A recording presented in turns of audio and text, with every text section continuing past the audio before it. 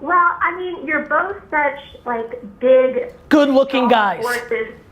Oh, definitely. Both Obviously, of you. that's what she was saying. You're both strong forces in your industry. How do you stay humble yet strong? You know, you stay humble. I know you stay humble, but you're such strong forces. How do you balance those two aspects? Because they're very opposite. Because some people come off cocky.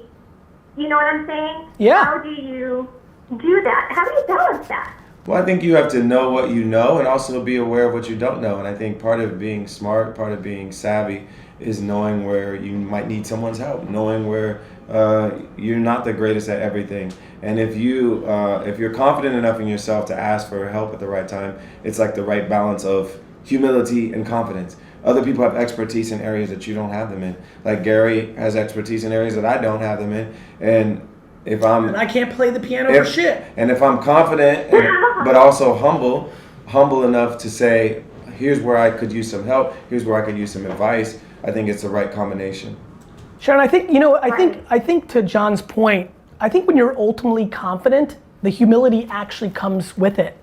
You know, to me, I think, you know, listen, I think there's also some benefits, and I don't want to speak for John's background, but for me, you know, when you're born with so little in a communist country, when you come here, when I get to watch just watching how my parents navigated the first decade of America, no complaining, working 24/7, not having a lot of stuff, you know, it's impossible for me to forget where I came from. Same with me.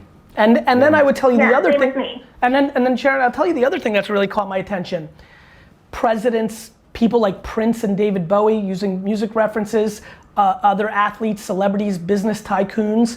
You know, you watch them pass away as you get older and you realize, you know, America mourns for a day or two and then the world moves on, right? And and so for some reason, I've got all-time legacy wants and ambitions, but I also recognize, you know, what I actually mean in the grand scheme of things, and that's very humbling as well. Yeah, that's humbling, and I think, like he said, when you know where you've come from, and I think we're in touch with our background still, and we appreciate the struggle that our parents went through to get us the opportunities that we were able to get, and we don't take those things for granted. And I don't forget about people that grew up in my neighborhood and the type of people that I grew up around when I'm thinking about where I am now, even though I'm in rarefied air in a lot of ways. When I think about my politics, when I think about my philanthropy, I'm always thinking about people that grew up in the neighborhoods where I grew up and trying to make life better for them. Sharon, I'll tell you one other thing to keep an eye out for, and this is for everybody. I genuinely see, when I see the cockiest or worst versions, I genuinely feel bad for those people because I know it's insecurity. Yeah. It's a seed of insecurity. Yeah. That's what it is. Like, they're putting up a front because they don't want you to get through. I think of them as cactuses.